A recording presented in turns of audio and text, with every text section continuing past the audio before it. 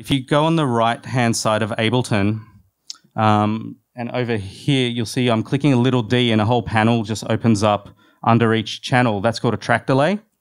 And what that does is it moves things backwards or forwards in time, just a smidgen, so you can have stuff hitting a little bit before the hit or a little bit after a hit. And you can get quite a lot of groove changes and stuff from being so rigid, you know, by using a track delay. So what I use with a clap, and I've turned the track delay on, I've got a third clap just over here.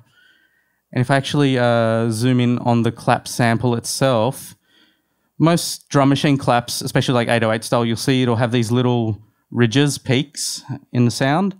And in Ableton's Simpler, if you actually zoom in, it'll show you how many milliseconds in that ridge happens.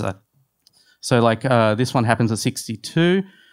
I usually start with the biggest peak, and then I'll adjust the track delay to minus that number. So that's bringing it forward. So this peak happens on the hit, but everything else happens just before the hit.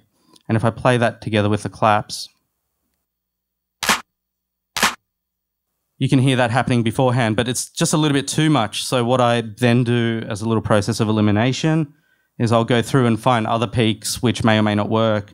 And there was one over here at 24, which worked a lot better. So I just adjust that track delay to minus 24.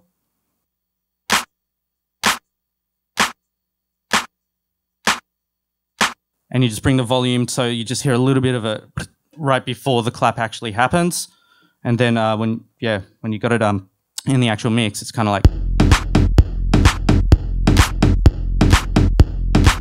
It's a little bit more human, a little bit more natural. It doesn't sound so like rigid.